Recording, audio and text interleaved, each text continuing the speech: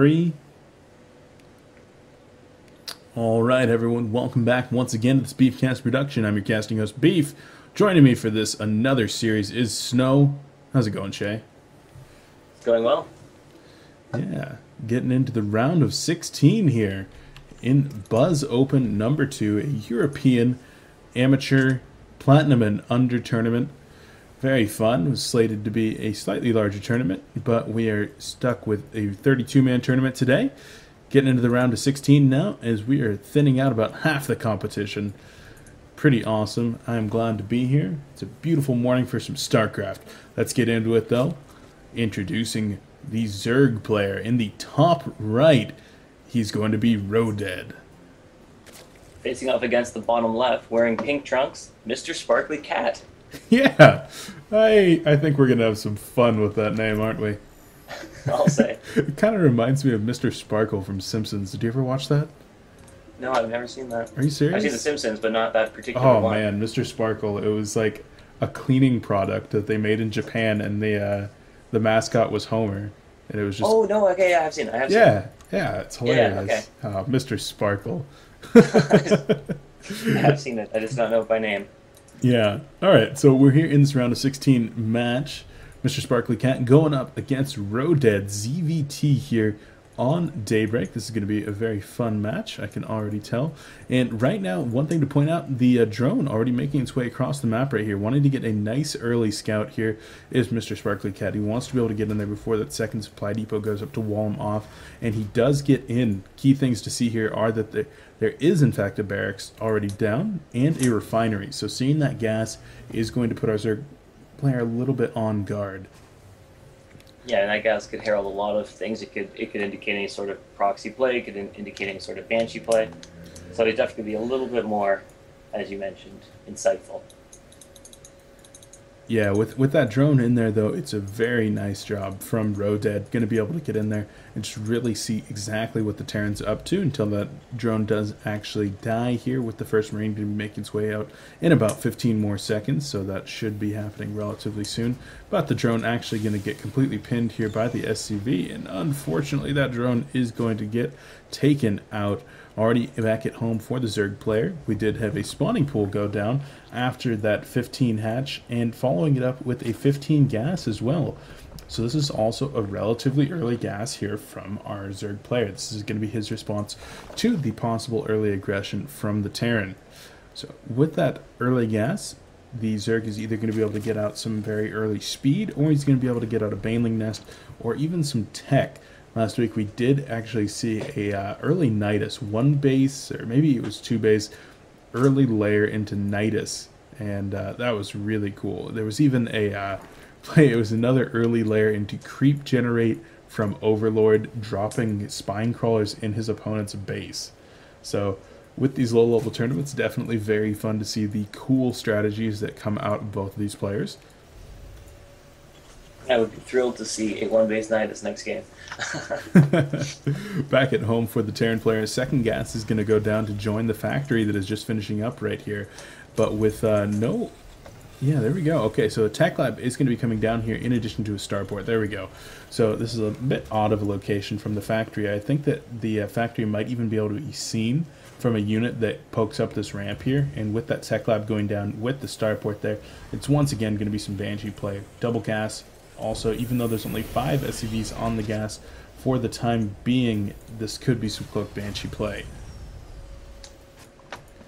It's interesting that he hasn't opted to put any sort of a spotter out on the map. Both Solnog is, or not, take it back, only one Solnog is controlled at the moment.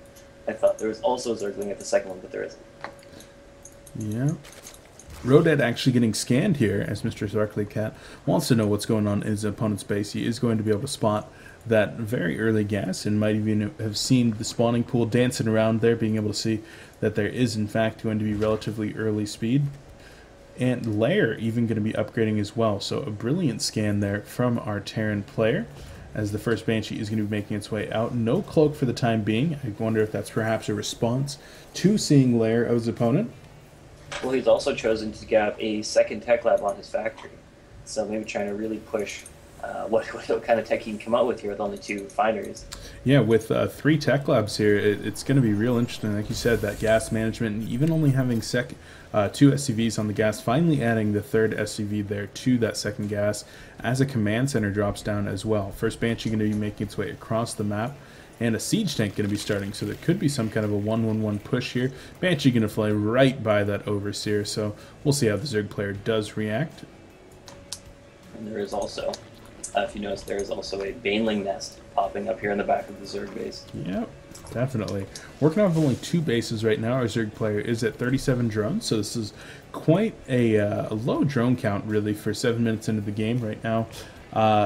But with your Terran opponent being on only 1 base at the time, you really want to be making sure that you're not going to die to any kind of all-in. Once that 3rd base, or excuse me, a 2nd base does come up for Terran, then you might see a 3rd base go down for the Zerg and some real drone action. Banshee trading half of its health for a 1 drone. Yeah, it was actually some really good control there by the Queens, making sure that both of those were in position. And yeah, the Banshee does actually fall there. So that Banshee really not paying for itself. There was an Overseer that did actually make its way into the Terran base over here. Let's take a look at what it saw. And it actually sees the command center. It sees everything. It saw actually everything that was being made by the Terran player. Siege Tech has already completed research, and the Siege Tank, in addition to a couple of Marines, going to be looking like they might want to make their way out onto the map. And the Siege Tank actually even going to be shown here as those Marines do engage with the Zerglings. More Zerglings in production over here for our Zerg player as the 3rd base has gone down in response to seeing the 2nd command center from our Terran player. Double upgrades actually even going to be started here for our Zerg. Wants to make sure he doesn't fall too far behind a Terran that has an early possibility. And Zerglings will be making their way into the Terran natural over here. Managed to take down a siege tank and all those Marines. Going to be even forcing a cancel here on that orbital command. No, he's going to wait until the orbital command does in fact finish and then lift it off. But Zergling's going to be trying to make their way up the ramp right here. One very nicely placed siege tank is going to be able to make sure that there's no pressure on that ramp. But right now, these Zerglings are going to be making sure that the Terran is not mining from his natural. And his 3rd is just finishing now, so yeah, the economy is swaying very heavily now in the favor of our green Zerg. With that infestation pit finishing up here and pathogen glands starting to evolve, even a macro hatch coming down from our Zerg player. This is looking like it's very much so a game that Rodead is starting to establish control of. Supply is actually not that disparate right now, but a siege tank even going to be taking a lot of damage here from these Zerglings, and the siege tank does manage to survive for the time being, enabling the orbital command to finally land. One other siege tank going to join its heavily damaged friend here and start to shore up the defenses for our Terran player. And like I said, the supply's not so different right now. But the big news is the SCV count to the drone count. And drone's actually going to be up to 48 right now for our Zerg player. And also, I mean, MrSparklyCat just dropped his gas down to 300, but was floating about 500 gas there for quite a while. You know, with the starport idle and the factory idle for quite a bit, he now has a queued tank. And you can see where the army value is also shifting very strongly towards Rodead. Yeah, Rodead with those double upgrades going to be coming out here. Unless the Terran player opts to start some upgrades relatively soon, he could see himself falling pretty far behind the Zerg. Zerg with 2-1 upgrades, well, 1-1 upgrades, 2-1 going to be started here, but if that Zerg player gets up to 2-2 or even forbid 3-3 without the Terran player starting upgrades on his bio, those Zerglings are actually just going to shred the Marines. Right now, an armory actually going to be starting here for our Terran player in addition to a 2nd factory. So it looks like our Terran player actually opting to go for a little bit of mech play possibly. Maybe he wants to incorporate Thors into his army. What do you think about that? Yeah, I mean, I might be worrying a little bit about what if he tries to do a little bit of a muta harass here now that I've kind of, he has so much of his aerial defense stationary in those bunkers there at the far end of his base. We do see the Hive in addition to a Spire going down at home for our Zerg player, indicating that he does want to make the transition into Broodlords here. Right now still only operating off of 58 drones. The drone count relatively low for a 4-base Zerg, but 1-1 Zerglings will be making their way across the map, joining up with 3 Infestors that are very high on energy. Zerglings really just want to make sure that the Terran does not, in fact, have any kind of a 3rd base down for the time being, and there sure enough is not. You might want to poke into the natural up here, but that would probably be a pretty bad idea. With all the siege tanks, they're going to take a couple shots at the Zerglings. Thankfully, those Zerglings do, in fact, have some armor upgrades, so they don't get one shot by the splash quite as easily. Viking even out here on the map for the Terran right now. That's something that, as a Zerg player, I find exceedingly annoying to deal with. You get that Viking out there, and he just walks around taking out every single one of your overlords, and you're like, oh, well, I guess I have no vision, I have no supply. It's just a pain in my ass. But right now the Viking going to sit idle, wants to make sure that there's no kind of drop play coming in from his Zerg opponent. And Ultralisk Cavern. This is going to be quite fun. Yeah, Ultralisk Cavern plopping down in addition to the Corruptors starting to make their way out with the Greater Spire. Not quite being made yet. I wonder if that's a little bit of a mistake. Some Zerg players, including myself, we do just kind of forget to make the Greater Spire once Hive has come out. But those Corruptors really not going to be all that useful without the Greater Spire being researched here. I guess it will provide him some anti-air capability against the Vikings and the Medivacs. And right now, both players really just content to keep on macroing up. Zerg player going all the way up to 4 bases and not droning really at this point. I would like to see some drones come down onto his 7th and 8th gases at that 4th so that he can really get the crucial 7th and 8th gases, which is what you need for an Ultralisk or a Broodlord composition. As 2-2 does finish up here for our Zerg player. And once again, no upgrades right now for our Terran player. Plus 1-1 for infantry and vehicle weapons starting right now, but no armor. And that's just going to be absolutely brutal against the big Zergling army that's coming in right now. A couple of siege tanks are going to be in good position here, but Zergling is just coming in with absolute swats right now.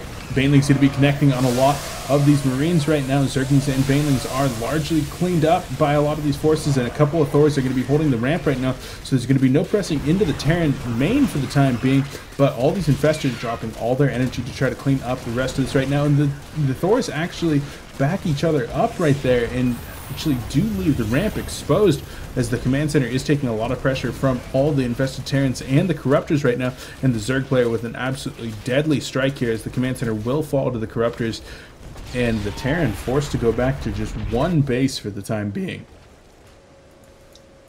And now trying to just hold the top of his ramp with 3 Thors and about 5 Marines, maybe a few more than that.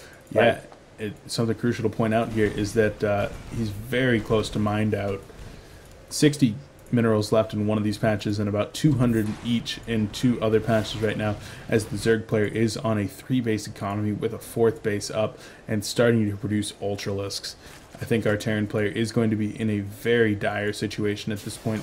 A couple of Corruptors even going to be chasing down a Viking at this point. They do in fact take that Viking out, as the Corruptors do make their way back home, maybe to be turned into some Broodlords another day.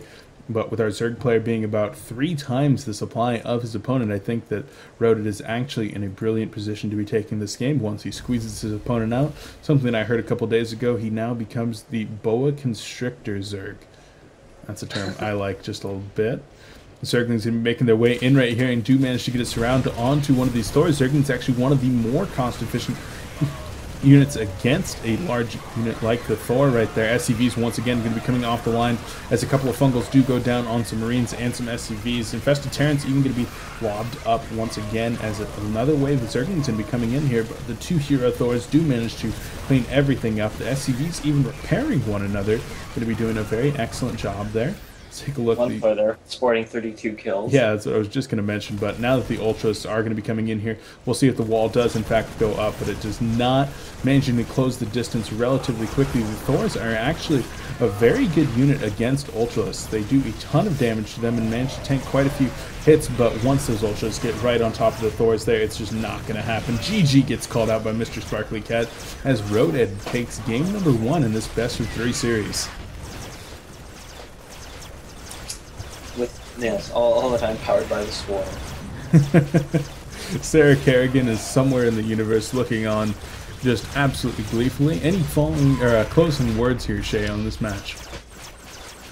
I just think it was the kind of great display of, out-ecoing an opponent. Yeah, I think that Rodead did a brilliant job getting up that 3-base economy right there, and then really just punished the lackluster defense of his opponent and his opponent's lack of upgrades. I think that if we had seen 1-1 on that bio or even the mech, that could have been a different situation, but brilliant job by Rodead. We'll be going into Game 2. I've been your casting host, Beef. Joining me is Snow. We'll see you next game.